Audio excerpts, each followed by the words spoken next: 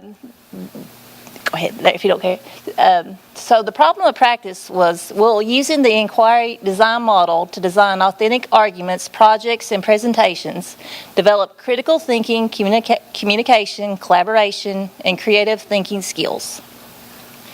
And how this problem was identified was through teacher observation, pre-assessment, and the pre-assessment and post-assessment I used through Google Forms, student surveys, and also, since I began this work with KVEC, my main problem of practice was lack of student engagement. So as always, I'm trying to figure out ways to make students interested in the work we're doing, and also research from leading educators. So what I did was designed an inquiry unit, and I want to talk a little bit about that so it will make what I'm talking about today make a little bit more sense. This is basically a model that you create. In the end, you will have basically a one-page sheet, and this is your lesson plan. And what you have is you create a compelling question, then you create staging the question. And many of you have had the QFT training, and so I wanted to incorporate the QFT into this IDM model. So I used that to set the stage for this lesson. We also look at supporting questions. Now in QFT, students design their own questions, but in IDM, the teacher is very intentional with the questions and leading students where you want them to go. So once you create the supporting questions, then you have a formative task for those questions. So students essentially are taking building blocks and building to the final summative argument. So just quickly, those questions were, what are 3 traditions unique to the Appalachian region? What beliefs, language, and traditions showcased in Appalachian music do you see? How do art forms depict life in Appalachia? So coming from a primary background, I'm very much determined that all lessons, in order to make sense for students, go across the curriculum.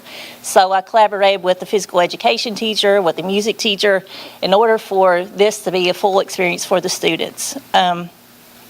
So Dr. Linda France she was one of the resources that was working with IDM, and she provided me with this book here. It's called Mommy Goose, and this was written by Dr. Mike Norris and illustrated by Minnie Atkins. So it has lots of local folk art there as well. So that's one of the resources that I used. So students, in the end, for the summative task, they create an argument.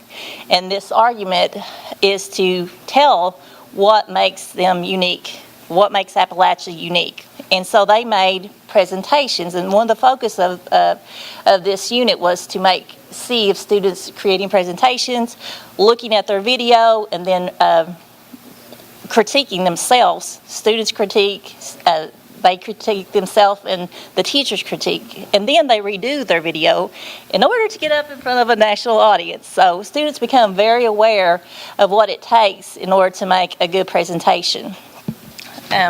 In the end, after they do the summative, the next step will be to take informed action.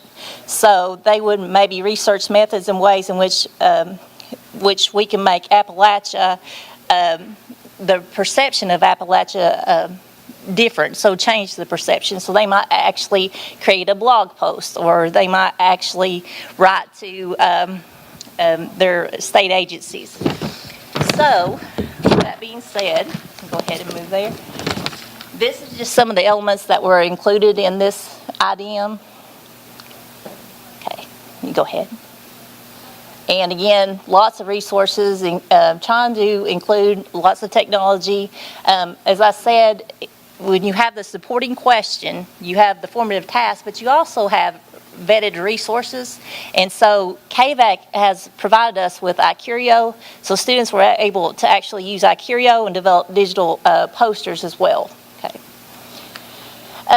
So the outcomes from this is I wanted to measure, we're using teacher observation, again, student surveys, student proficiency using various technology tools, student presentations, student blogs, peer reviews for blogs, and presentations.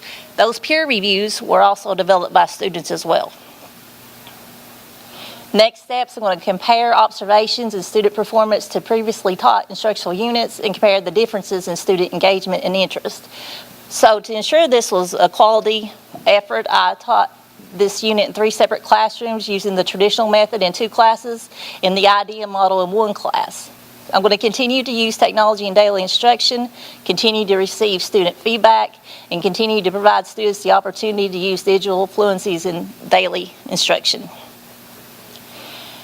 The pre and post survey results, students' preference to complete online tasks increased, the comfort level of designing and answering questions increased, and the confidence level of oral presentations increased as well.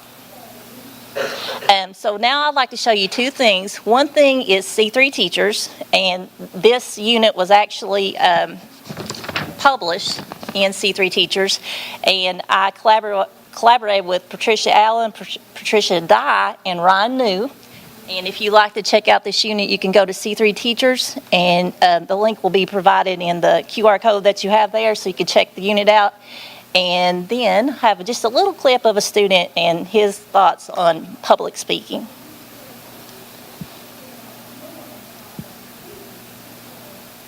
I've got it muted. It's muted. Sorry about that. We can rewind it. And when you talk to other people, you can get... That's okay. And just before you start there, he told me, he said, now, Mrs. A, you know, he said, I'm very good at public speaking. He said, I am. He said, I said, well, where do you do that? He said, at Walmart, everywhere I go, I'm a public speaker. So he came up to me and he wanted to say this. So If you are scared talking to the public, you can just talk to other people, and when you talk to other people, you can get confident, and then when you talk to the public again, feel confident in yourself, and then just let it out what you're going to say. Just let it out. So, thank you very much.